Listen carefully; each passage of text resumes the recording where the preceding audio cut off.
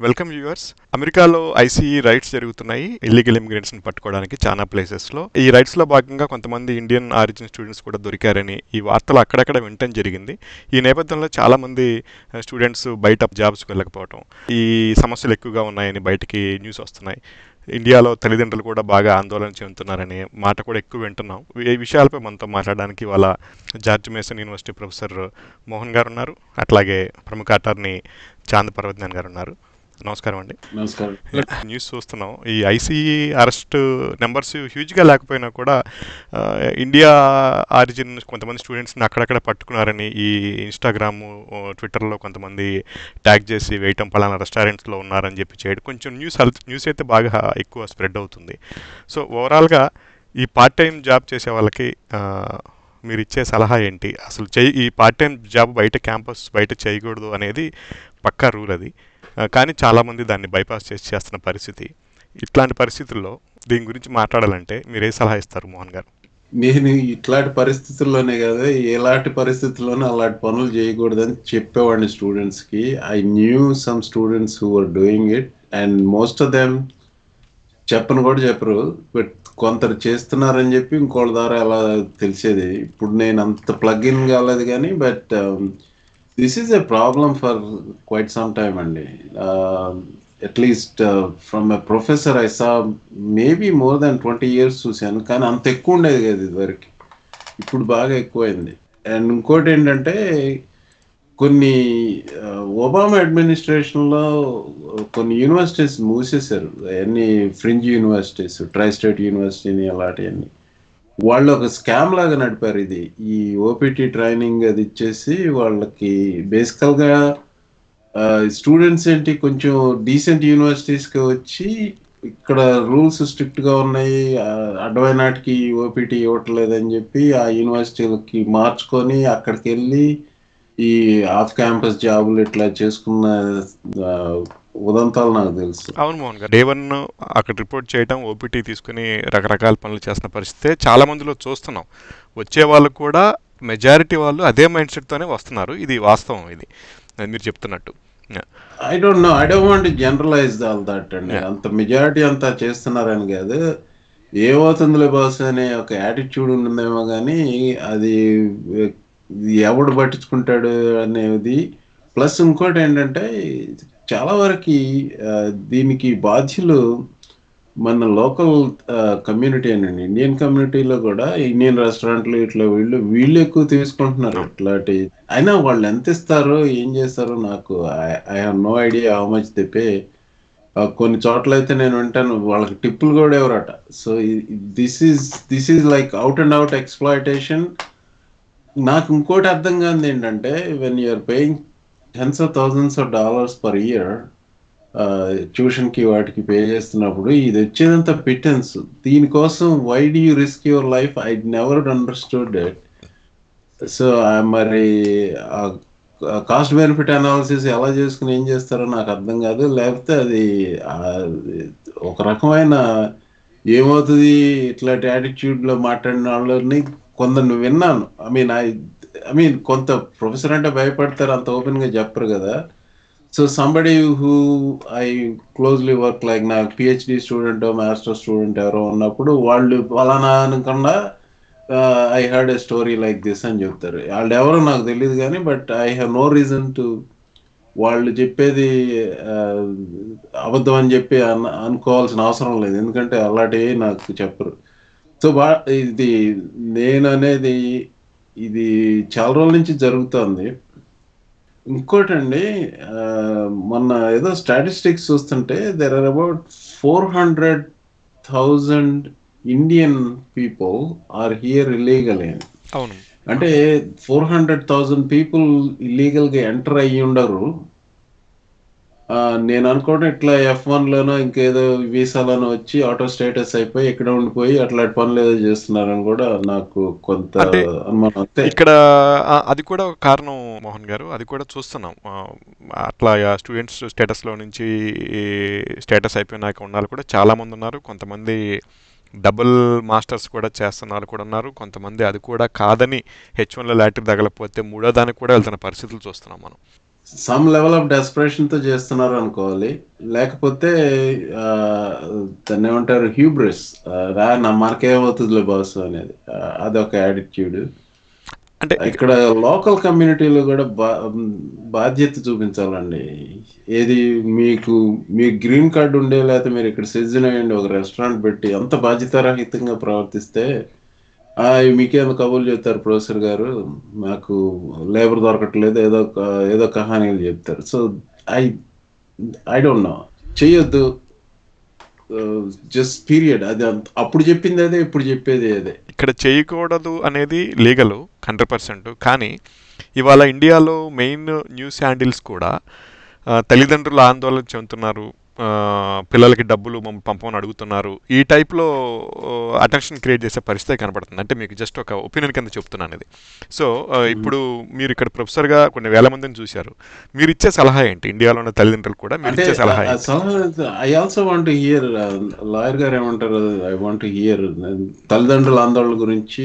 I come back to it. But Chand గారు మీ comment ఏంటంటే? నేను 25 years బ్యాక్ యూఎస్ వచ్చానండి. అప్పుడు ఏంటంటే ఇన్ని జాబ్లు ఉండేవి కాదు. ఇప్పుడు మోహన్ గారు చెప్పినట్టు ఇప్పుడు ఏమవుతుందంటే చాలా రెస్టారెంట్స్ వచ్చినాయి, ఇండియన్ రెస్టారెంట్స్ కానీ ఇండియన్ బిజినెసెస్ కానీ చాలా వచ్చి వాళ్ళు ఏంటంటే ఇలా ఎత్తుక్కుంటున్నారు కూడా స్టూడెంట్స్ ఇలాంటి వాళ్ళ కోసం. సో మేము వచ్చినప్పుడు 25 years బ్యాక్ అసలు బయట ఆపర్చునిటీస్ ఉండేవి కాదు. అది కాకుండా ఏంటంటే చాలా భయం ఉండేది, ఎందుకంటే చాలా స్ట్రిక్ట్గా ఉండేవాళ్ళు. 20 hours on campus you can do the job, అది తప్పేం లేదు. ఆఫ్ క్యాంపస్ వెళ్ళాలంటే it is not permitted student స్టేటస్లో ఉన్నప్పుడు.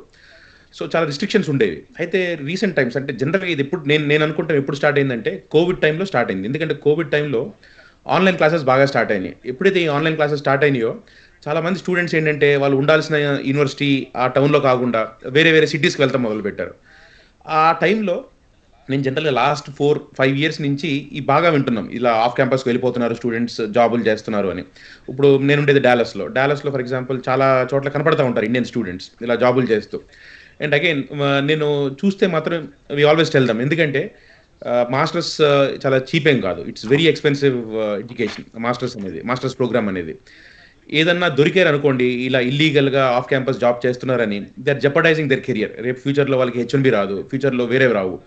నా దగ్గర ఒక రీసెంట్గా 2 RFEలు ఉన్నాయి. ఒక RFEలు అయితే వాళ్ళు RFEలో రాశారు, ఇలా నువ్వు సో అండ్ సో నీ బ్యాంక్ ట్రాన్సాక్షన్ చూసాము, చెక్ చేసాము, బ్యాంక్ ట్రాన్సాక్షన్స్లో ఇలా చాలా ట్రాన్సాక్షన్స్ అవుతున్నాయి, నువ్వు ఇలా పలానా రెస్టారెంట్ పెట్టావు, ఆ పేరు కూడా పెట్టారు దాంట్లో, పలానా రెస్టారెంట్లో నువ్వు పని చేస్తున్నావు, అవన్నీ పెట్టారు. ఏది ఈ OPT RFEలో.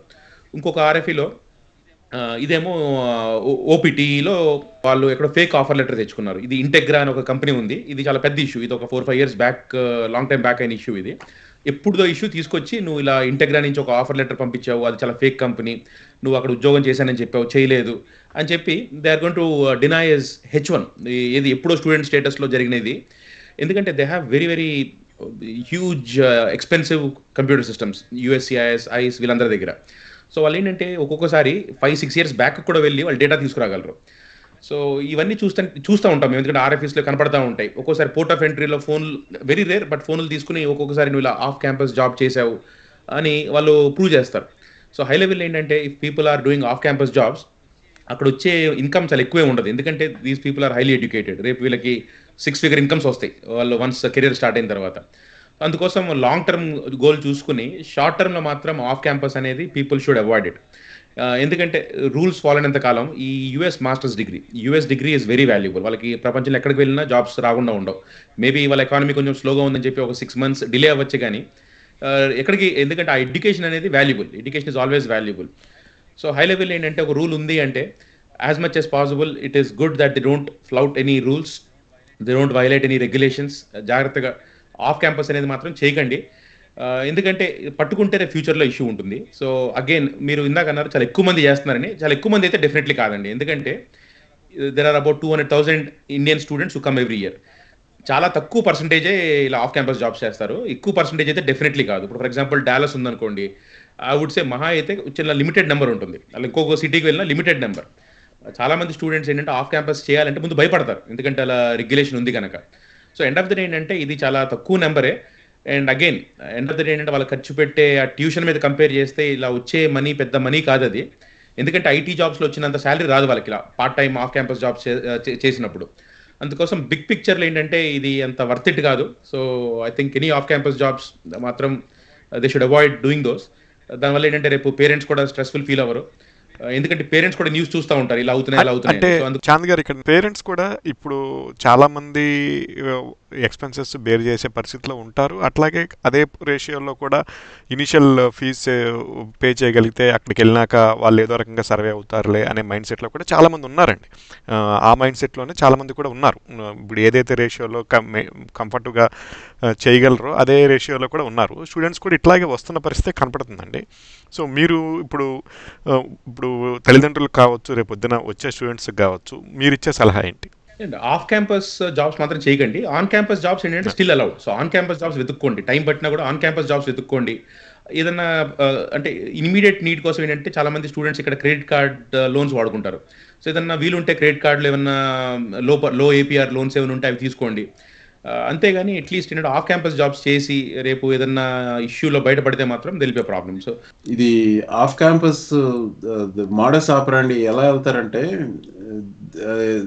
ఇప్పుడు ప్రతి మేజర్ యూనివర్సిటీలోనూ, అంటే ఈవెన్ మైనర్ యూనివర్సిటీల్లో కూడా ఒక ఇంటర్నేషనల్ స్టూడెంట్ ఆఫీస్ ఒకటి ఉంటుంది. Their job is to make sure the students are in compliance with all the immigration rules అవన్నీ చేస్తారు వాళ్ళు. So that's the office. They provide all these authorizations for optional practical training ఏదో అలాంటి వాటికి వాళ్ళు చేయాలి.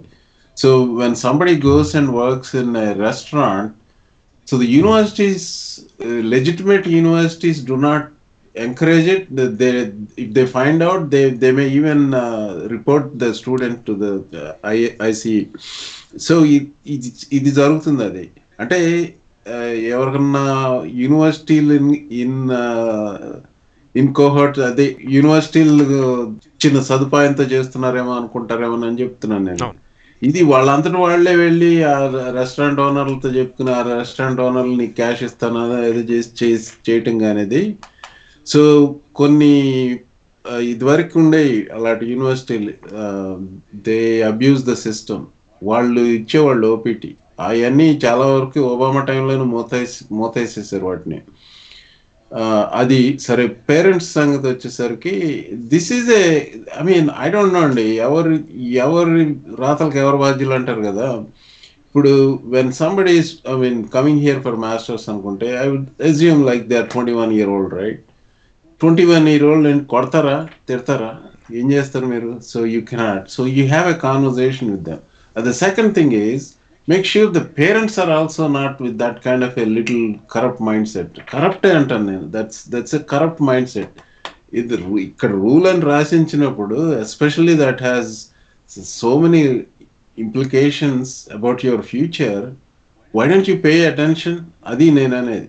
ఇప్పుడు పేరెంటింగ్ సరిగ్గా ఉన్నప్పుడు you have that open conversation. ఎరా చేస్తావా, చేయను, మాట ఇవ్వు, అట్లా ఏదో they have to have some kind of a candid conversation. And no, you cannot just restrict a 21-year-old making a choice of going to America. Okay, if he cannot afford, maybe some other alternative. Worst case సినారియోలో ఏమవుతుంది అన్నీ ఆలోచించుకుని రావాలి. కానీ ఇక్కడికి వచ్చేసి చేతులు కాలేక ఆకులు పట్టుకోవటం అలాంటి పద్ధతి కాదు అది. సో ఇప్పుడు వాట్ విల్ హ్యాపెన్ నౌ అంటే, things are unfolding. So what will happen is going to happen. So if you are doing it, stop it right away, and before you get caught or anything, go back to school and get some support from your parents or other family members, and then eventually pay off those loans. So that's what I would suggest. Thank you, Mohan garu. So అయితే of campus job చేయాలి అంటే ఒక provision ఉందండి. ఏంటంటే 9 months of full time study తర్వాత సిపిటికి apply చేసుకోవచ్చు under certain circumstances. CPT అంటే again ఏంటంటే వాళ్ళు ఆఫ్ క్యాంపస్లో జాబ్ చేయొచ్చు స్కూల్ ఒప్పుకుంటే, బట్ ఏంటంటే their line of study. So కొందరు ఏంటంటే ఫస్ట్ 9 months చాలా జాగ్రత్త చదువుకుంటారు, they gain some valuable knowledge. ఆ తర్వాత if CPT is an option, బయటకు వెళ్ళి వాళ్ళు ఆఫ్ క్యాంపస్ ఇండస్ట్రీలో పనిచేస్తాకి ఛాన్సెస్ వస్తాయి అనమాట. సో వ్యాలిడ్ సిపిటి ప్రోగ్రామ్ చాలా స్కూల్స్లో ఉంటాయి. అంటే immediate CPT participation is different. 9 months full time study తర్వాత అదొక ఆప్షన్ ఉంటుంది.